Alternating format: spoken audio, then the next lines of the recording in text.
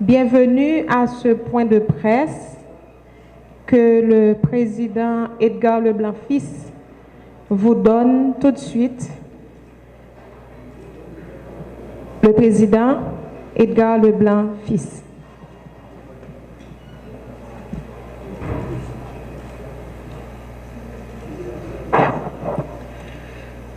Bonsoir.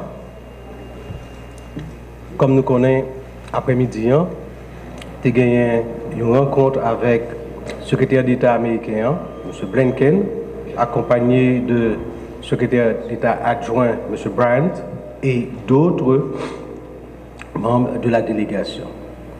Dans l'échange avec le secrétaire d'État, nous avons regardé principalement points concernant la situation sécuritaire, préparation qu'a faite pour nous arriver dans l'élection, et entre les deux, comment le processus de mise en place de différents organes, accord 3 avril, a marché, comment l'État général est. Et ce point, particulièrement la question sécuritaire qui était très important. D'ailleurs, pour le conseil présidentiel, c'est première priorité. Deuxième priorité, bien sûr, c'est les élections. Sur première priorité, gagner de grands efforts qu'a fait maintenant, particulièrement avec renforcement de capacité et police nationale et forces armées d'Haïti, avec accompagnement premier contingent de mission multinationale d'appui à la sécurité qu'il a. Comme nous tous nous connaissons, nous voyons, gagner maintenant une position d'attaque de la police nationale et ensemble avec la force armée d'Haïti. Ça fait que maintenant, partenaires internationaux, notamment américains, comprennent donc la nécessité de renforcer encore davantage la capacité à la police et même force armée d'Haïti.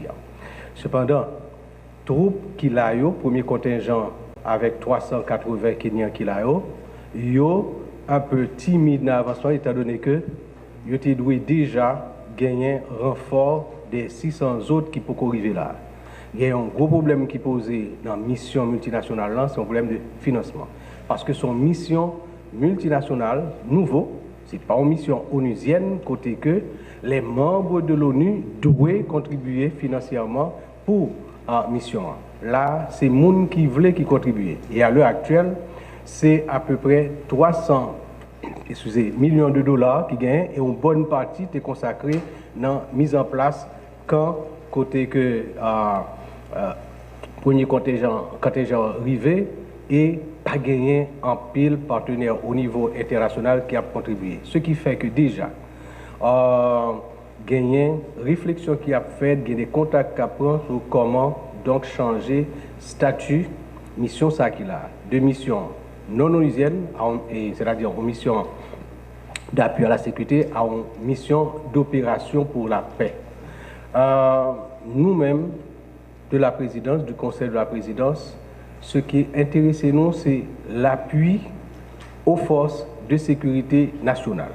Et cet encadrement là, l'Elvini sous forme de mission, c'est un encadrement qui est accompagné pour force panouyo, yo-même, yo pleinement en mesure pour yo assurer sécurité.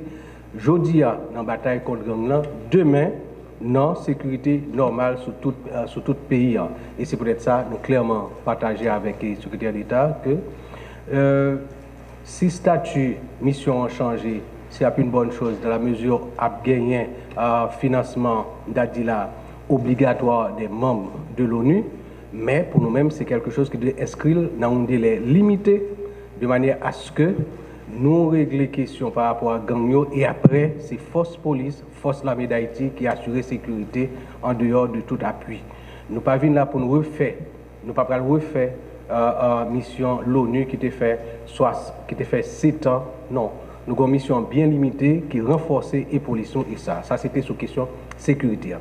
Et en même temps, tout, nous faisons remarquer que la question sécuritaire est tellement primordiale que faut nous régler pour nous capables de gagner de bonnes élections.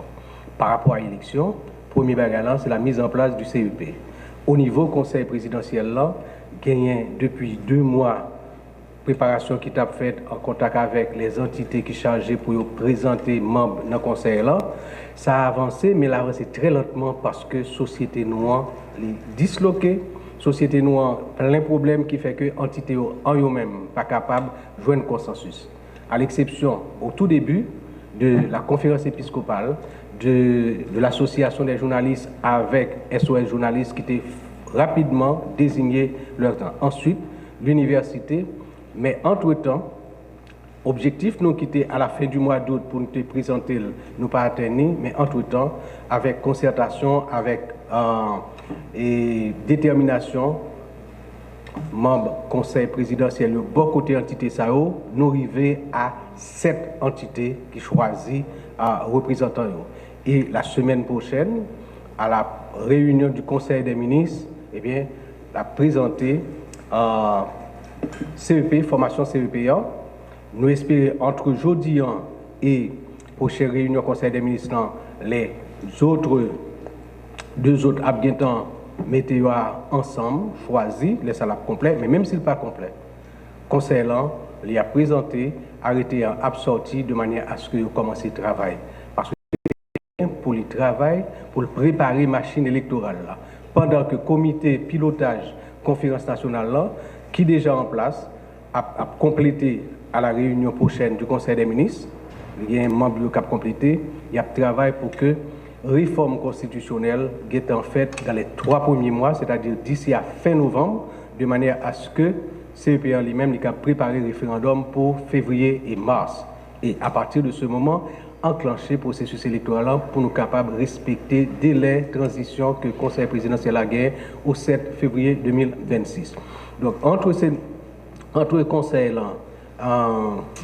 entre CEP1 et question de sécurité, ok, tu garder aussi comment transition a marché dans la mise en place de différents organes accord 3 avril et aussi comment au niveau conseil l'hyporter maintenant vu que gagné on dit là un mauvais vent qui a passé, c'est vent d'allégation de corruption qui frappait conseil qui comment ça a affecté conseil et qui ça qui a fait.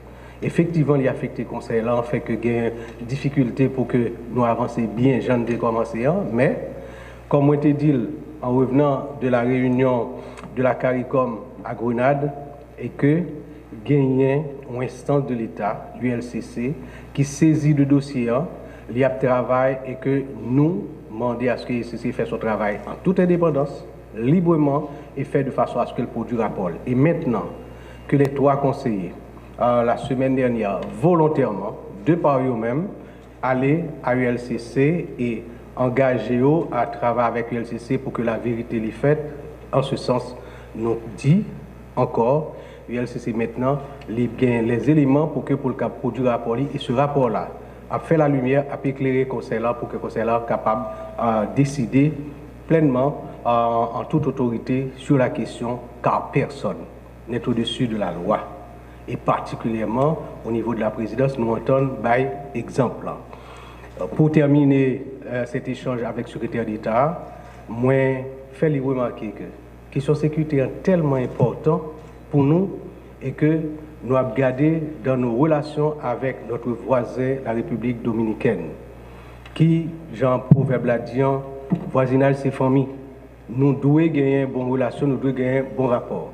Toutefois, dans la question de sécurité, il est établi par rapport officiel. Gagnon, il y a un moyen pour que y ait des armes, pour que y ait des munitions à partir de trafic, qui sortit en général en Floride, qui passait par la frontière. Alors nous demandons au secrétaire d'État pour qu'avec le gouvernement américain, pour y intervenir de manière à faire en sorte que le trafic ça, il campé, et là ça, même si y a des armes, sans munitions, eh bien, il y a un bout de fer dans la main. Et comme, entre-temps, nous, du gouvernement et du conseil présidentiel, nous avons renforcé et l'armée et la police, nous sommes capables donc d'arriver plus vite à rétablir la paix, la sécurité sur tout le territoire, dans tout le pays. Voilà donc l'essentiel de l'échange que nous avons eu après-midi avec le secrétaire d'État américain Blinken. Nous devons partager ça avec la presse. Je suis très content que nous là et ça permet que, ensemble, dans l'opinion publique, nouvelle l'an passé, clairement, ça que tu dis, ça que tu le fait. Merci en pile. Merci, Monsieur le Président. On va prendre On prend une seule question. Oui. Une seule question.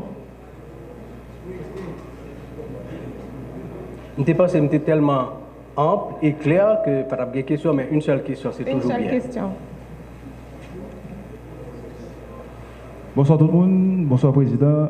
Nous attendons avec attention différents points qui étaient dans la discussion entre conseils là avec le secrétaire d'État américain Anthony Blinken. Donc, il y a une information qui a fait quoi que dans l'échange, il a été soulevé question pour écarter 3 conseillers qui étaient impliqués dans le scandale de corruption dans le BNC. Est-ce qu'on peut confirmer pour nous, du moins infirmer? Il est très beau pour nous connaître en réalité. Merci. Je ne sais pas si Guinée dans la salle à côté de parce que je n'ai pas tant de questions, ça me trouve que Guinée a plus d'informations passées. Dans la rencontre que je ai avec le secrétaire d'État, pas de questions qui étaient posées. J'aime t'expliquer là, nous avons parlé avec eux de la situation générale et comment l'ULCC saisit le dossier et nos conseillers, 3 conseillers, eux-mêmes volontairement, à rencontrer avec l'ULCC et nous demander à ce que l'ULCC continue en toute indépendance à faire travailler, à produire rapport, et rapport ça à éclairer tout le monde, en particulier conseil là. Et pour conseil là, il est clair, personne n'est au-dessus de la loi. Personne n'est condamné à l'avance non plus. Merci. Merci, chers amis journalistes, merci aux médias et à la prochaine.